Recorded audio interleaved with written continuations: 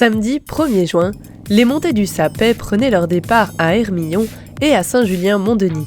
Cette année, 2 parcours de 11,7 km étaient proposés. Donc on a fait au départ une course de Saint-Julien au col du Sapet, première course jusqu'à Greny. Après on est allé jusqu'au col du Sapet et là on s'est lancé un pari fou de faire 2 courses dans la même journée. Donc ces courses sont appelées les montées de l'Infernal parce qu'il y a 40 ans en arrière, 50 ans en arrière, il y avait déjà une montée qui partait de Saint-Julien et qui allait à Mont-Denis et qui s'appelait la montée de l'Infernal.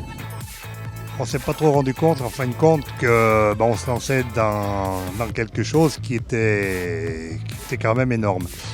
Donc une organisation, une montée c'était bien, là 2 montées c'est bien, cette année c'est très bien parce que Jean-Claude nous donne la main et c'est un appui vraiment important.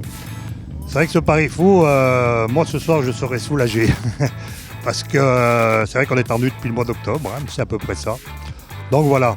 Moi, je tiendrai surtout aussi à remercier tous ces bénévoles. Regardez autour de nous, ils sont tous là et ça, c'est vraiment, ça donne chaud au cœur.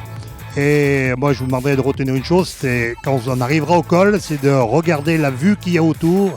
Au point de vue paysage, c'est quand même exceptionnel. J'ai été séduit par cette idée de faire 2 montées sur la même journée, voilà, avec pour les plus courageux de faire les 2 montées. Et c'est un pari assez sympa, sportivement c'est costaud.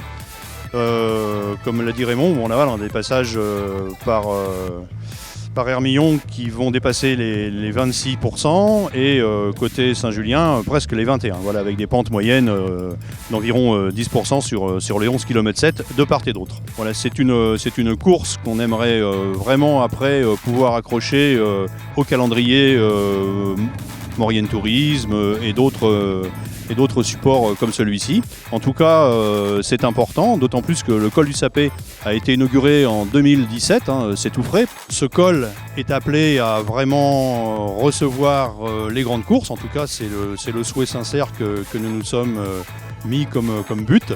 Et voilà, j'espère que les élus, les partenaires et puis les instances du cyclisme national et international voilà, l'observeront d'un bon œil.